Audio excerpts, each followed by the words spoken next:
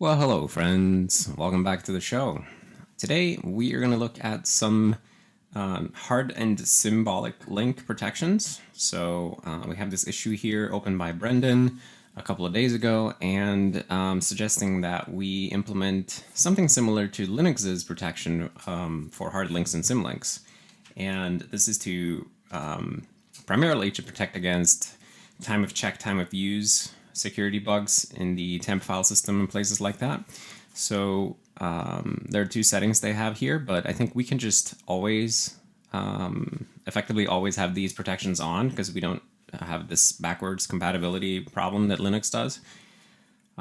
So for hard links, what they do if this is turned on is that hard links cannot be created by users who don't already own the thing that they're linking.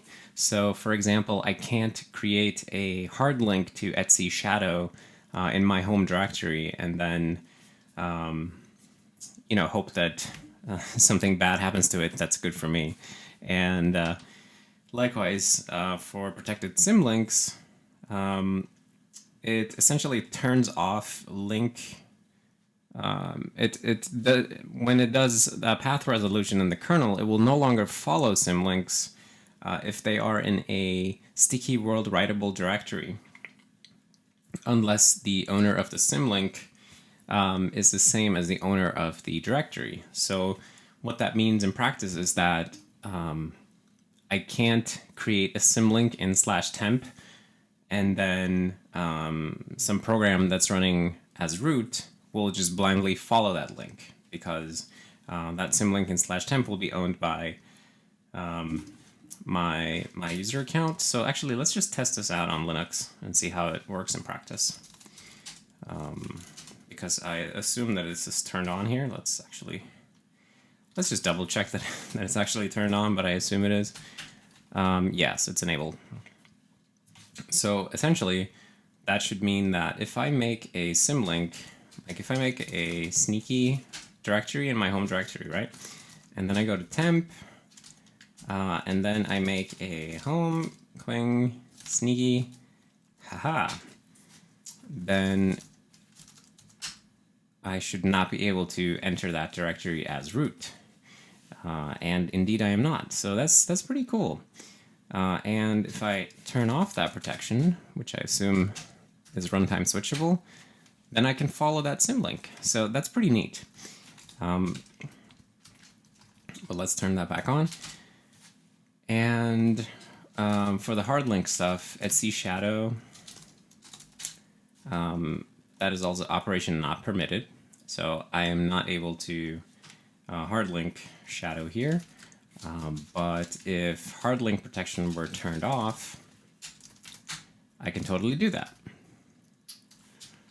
That's interesting. So, oops.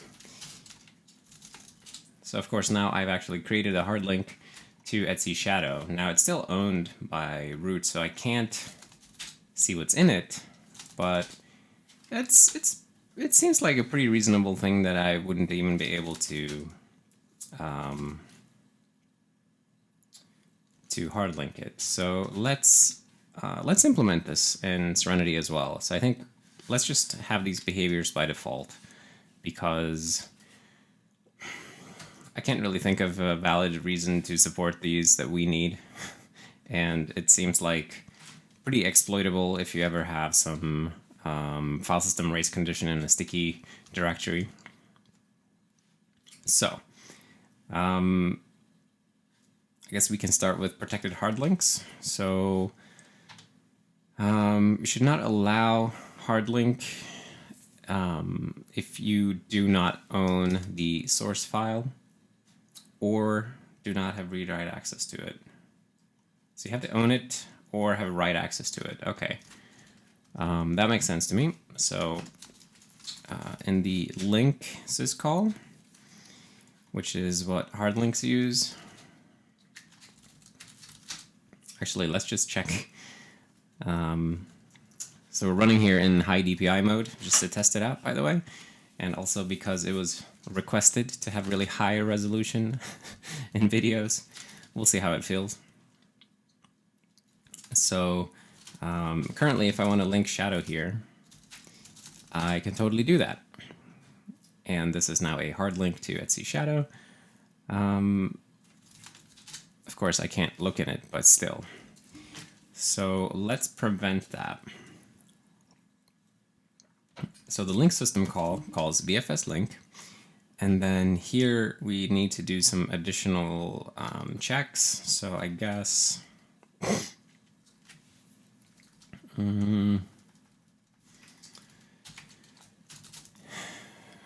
wait. Link old path, new path. So the old inode is added in the directory of the new path. Okay, so the old path is essentially the target of the hard link. So if old inode metadata, do we have the UID here? Yes. Okay. So I need to either own it or be able to write to it. So if I don't own it,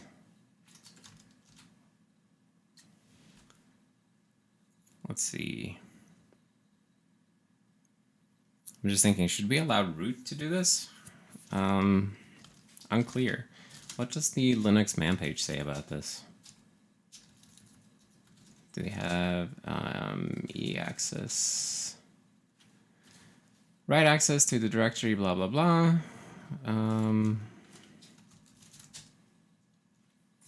The caller, EPERM, the caller does not have permission to create a hard link to this file.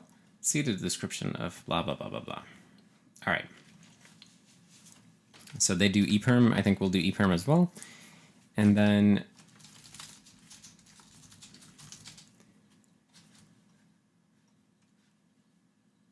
protected hard links. The file system UID of the process creating the link matches the owner UID of the target file. And then hard link can be created to a target file only if one of the following conditions is true. Okay. So either you own it or all of these things are true. Interesting. Okay.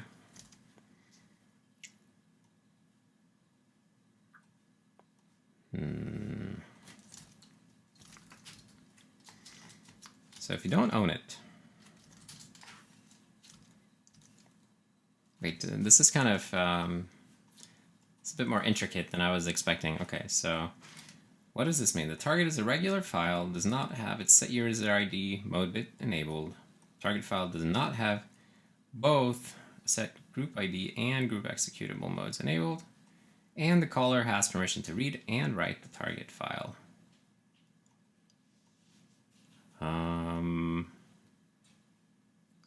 All right. So one of these things needs to be true.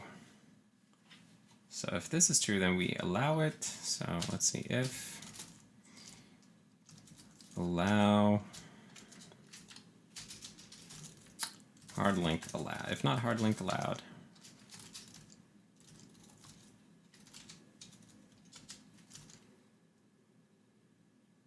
Target file. Yeah, I think we can like factor this out into a little helper here. Just to make it a little easier to understand what's going on.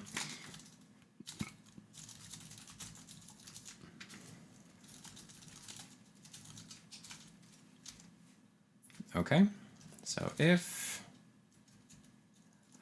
process current UID or effective user ID is equal to inode,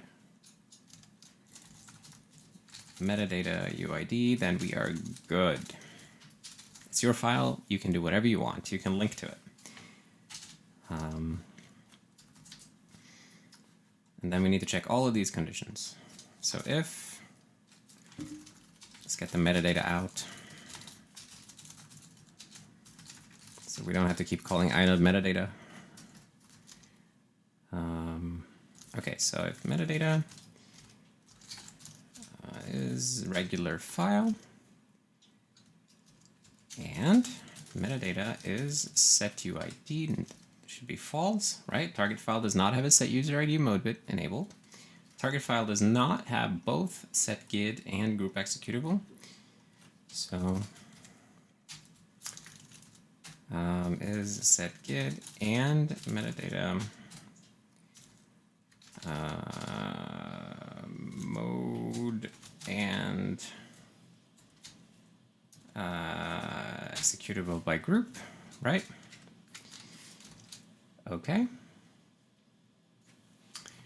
And then the caller has permission to read and write the target file. So this needs to be true as well.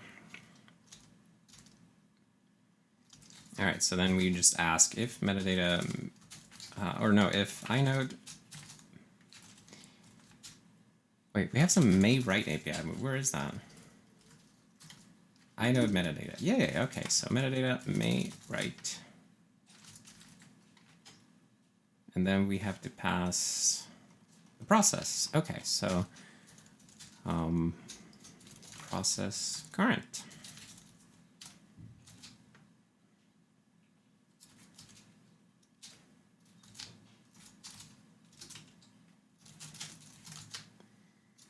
Cool. Otherwise, return false. All right, I feel like we have replicated these conditions.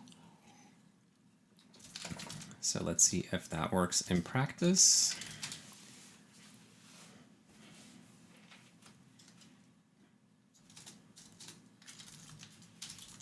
Shadow, woo! Not permitted. Spicy, all right. And what if I am root? Then I can totally do that. That's pretty cool. Okay, so that is essentially the Hardlink's implementation, or the Hardlink protection thingy. So just adding a little bit of an extra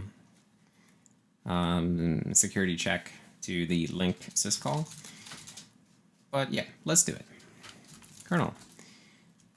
Implement the same Hardlink protection as Linux.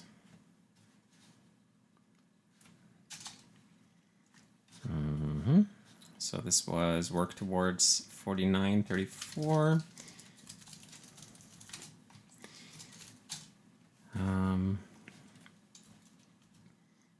So basically, Symlink will now fail, and in some cases where a fail to create hard link is in some cases where you don't own or have write access to the target, to the link target. Yeah, I think that's a very sensible thing to be doing. Okay, and let's look at the Symlink one. So Symlinks are permitted to be followed only when outside a sticky world writable directory, or when the UID of the Symlink and follower match, or when the directory owner matches the Symlink's owner. So let's take a look at if that's also described here in the man page. Protected Symlinks, right. So when the value is blah, blah, blah, symbolic links are followed only in the following circumstances. The file system UID of the process following the link matches the owner of the symbolic link. Sure. The link is not in a sticky world writable directory, or the symbolic link and its parent directory have the same owner. System call that fails to follow a symbolic link because of the above restrictions returns the error eaccess. Yeah, I think let's just do the same thing. So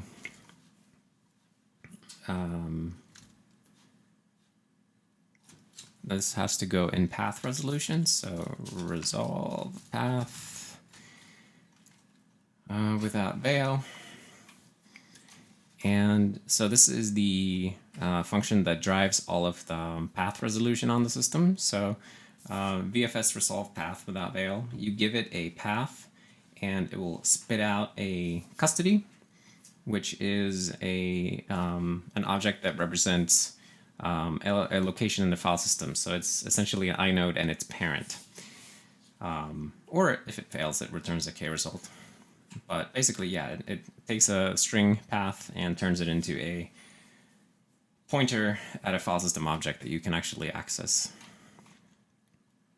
And it's essentially a loop over the parts of the path. So we split the path here, split it by at every slash, and then for everything in between the slashes, we just start at the root and then look for that directory in root and then look for the subdirectories and so on. It's very, very straightforward actually, but surprisingly finicky to get it right. So down here is where we follow symlinks near the end of the loop. If child inode metadata is symlink. So this is the part where we need to start questioning the link itself. So file system UID of the process following the link matches the owner of the symlink, then it's okay. So if wait, what did we do with the hardlink? Hardlink allowed, right? So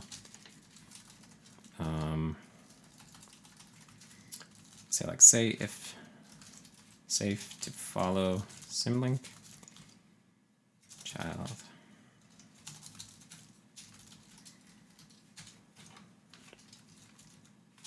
So if it's not safe, we will return k result e-access. Yeah, and we make one of those little helpers.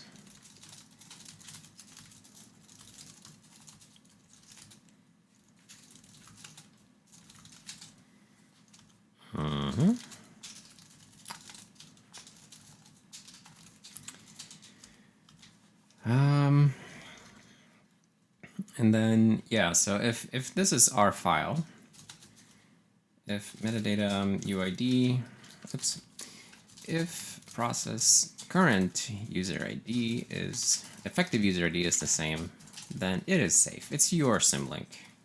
You put it there. So it's on you. Otherwise, the link needs to be either not in a sticky world writable directory or be owned by the same owner, the same user who owns the sticky world writable directory. So we need actually the parent here as well.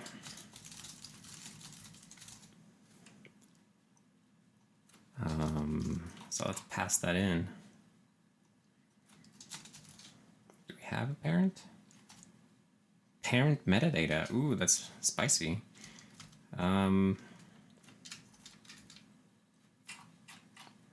Okay, I'll take the metadata. I don't care.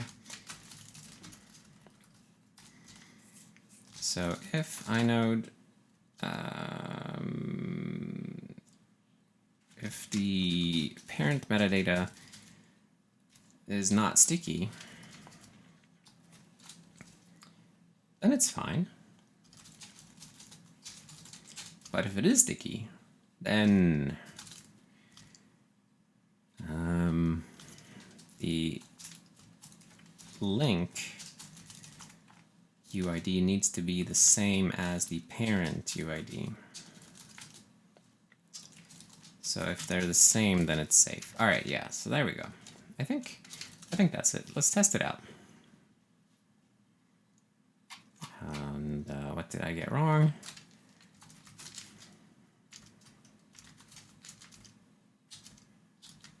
Oh, actually, yeah, that's fine.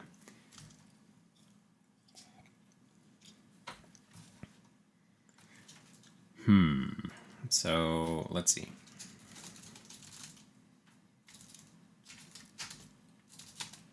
Haha. Okay, so home anon haha. We will just make a haha here, and then we will become. Can we do that? Neat. Haha. Invalid path, haha, interesting. Okay.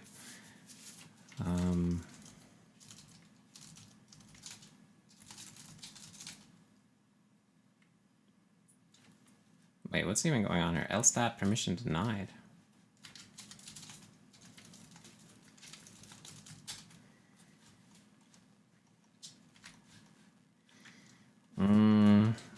Interesting. That feels a little bit excessive. Like you can't even LStat the thing. If no more parts.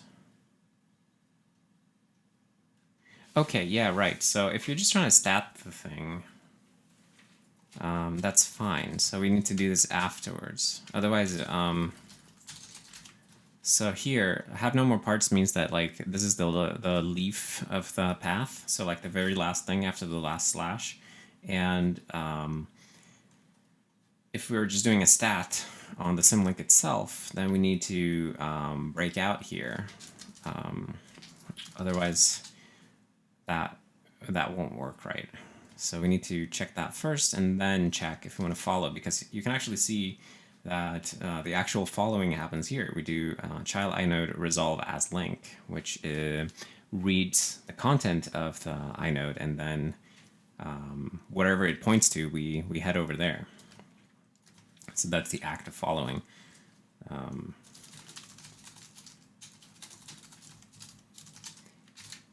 Okay, and then temp, haha. Still an invalid path, sure. But now we can at least see it. So stat, haha. It is a symbolic link, but I can't go in there. Invalid path. Real path for real path. Wait, so is real path failing for it? Interesting. Real path. So I guess we're getting an error, but we're not saying what the error is. So let's do that. Let's actually print out the error here in the shell.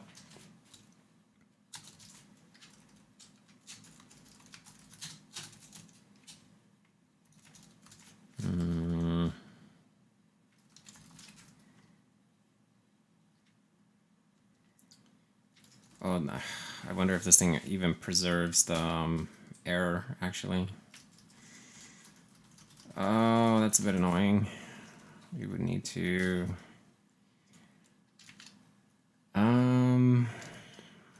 Okay, let's just do it here. So if real path fails, it will return null and set error now. Okay. So if path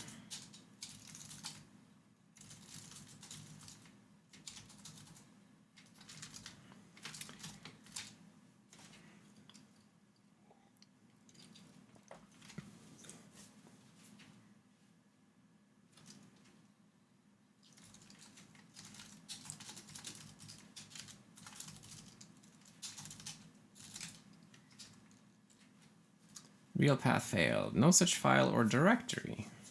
Oh, right. Yeah, so.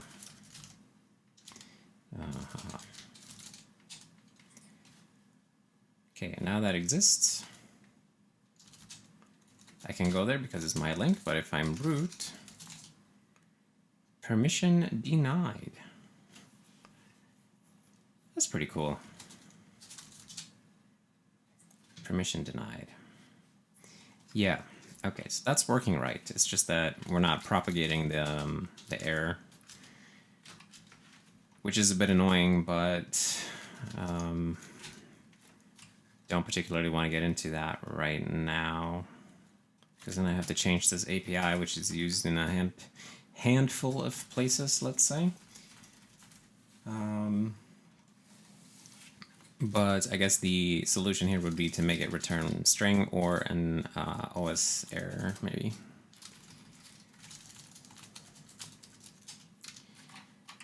And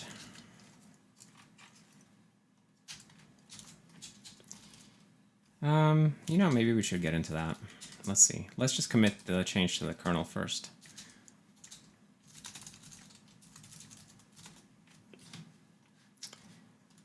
So, same kind of marketing as the previous commit, except I guess this one actually fixes it because now there's nothing left to do.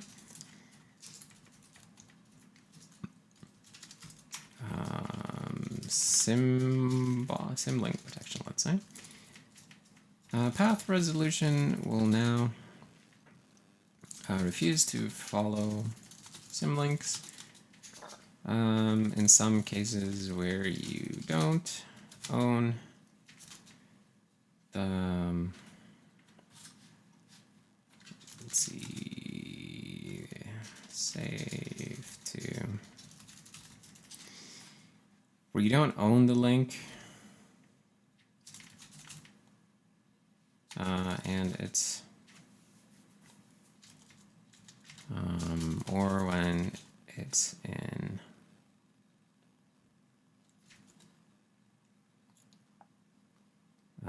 a sticky directory.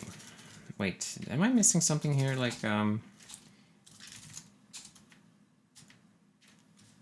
yeah, I'm missing the world writable part. I didn't do that. So if it's sticky and world writable,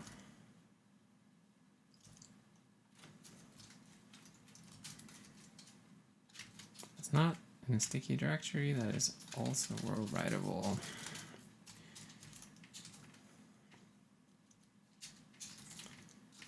Mode SI writable by other.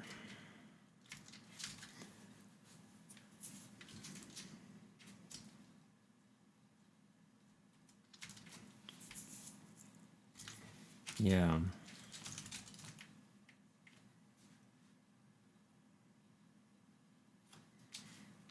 Right. I missed the world writable part.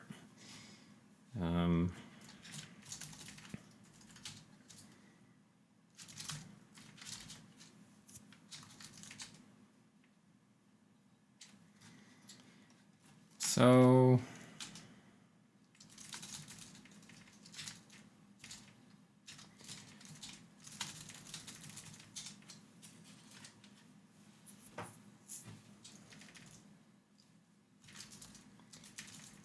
world writable directory, and the link is not, has a different owner than the directory.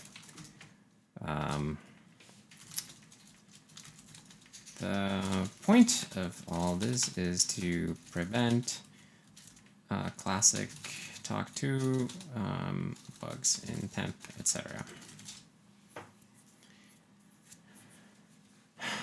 All right, pretty good. But now I kind of wanted to also look at this realpath 4 thing. So let's just do that real quick here.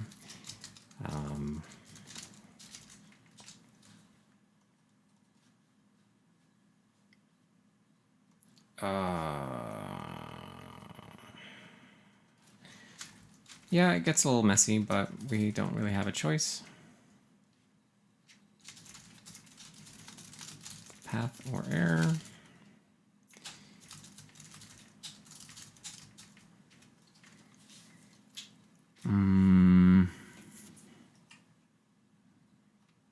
What do we do if you specify an error here?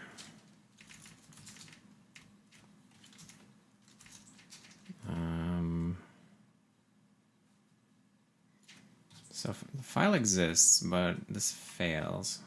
That's kind of weird. Realpath 4 failed for. Yeah, let's just say that it failed for. I don't really know exactly what to do about that, actually. Well, we can complain. You can always complain.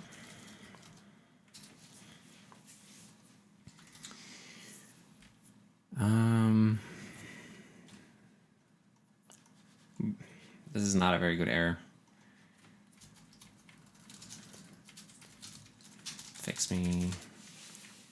We can import a better error here, maybe. Just don't quite know what to say. Okay, and then path or error value, sure.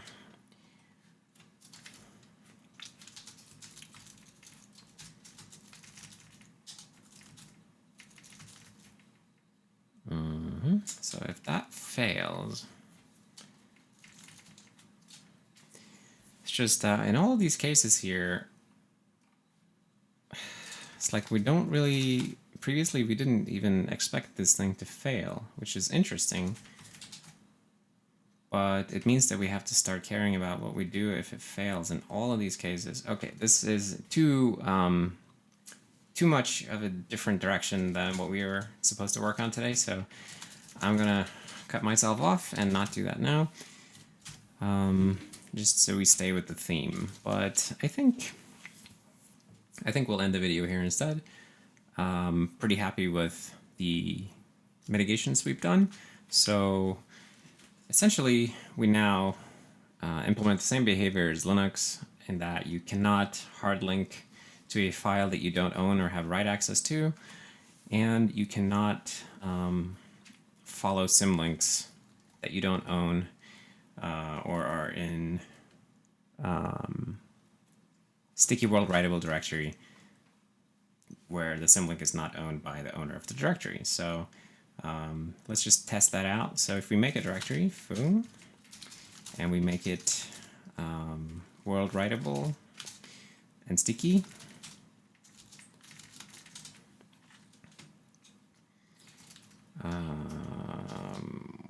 wait, how do you make something sticky? Isn't it 177?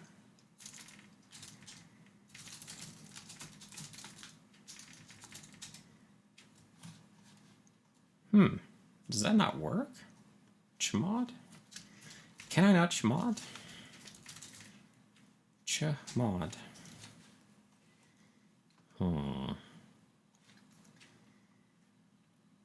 Only change the permission bits.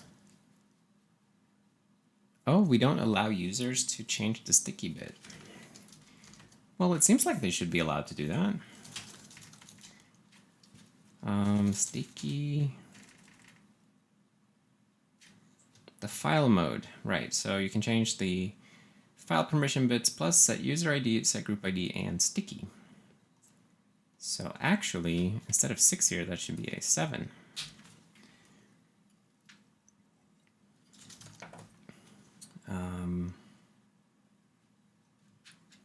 Yeah. Interesting. So we found found a little bug here in our chmod. That's good. Good that we're testing stuff. See, now it is sticky. So let's go in there, and if we make a symlink here, so I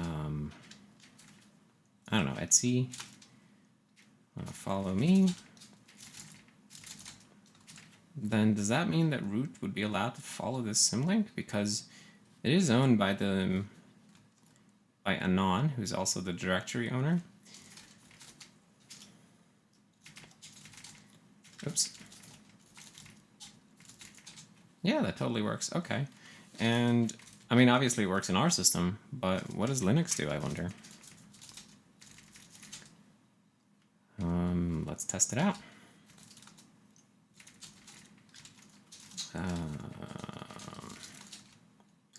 Right, so if we make Etsy, follow me,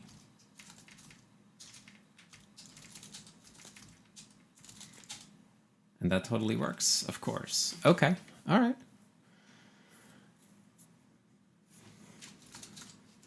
Those are the rules, and we have just implemented them. So, cool. Yeah, let's commit that fix as well. So,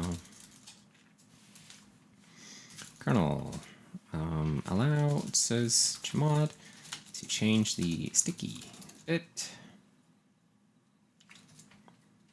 We were incorrectly masking off the sticky bit when setting file modes.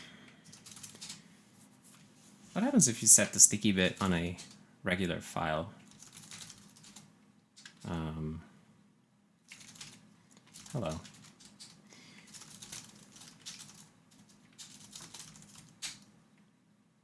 It is now sticky. I guess it doesn't really mean much, but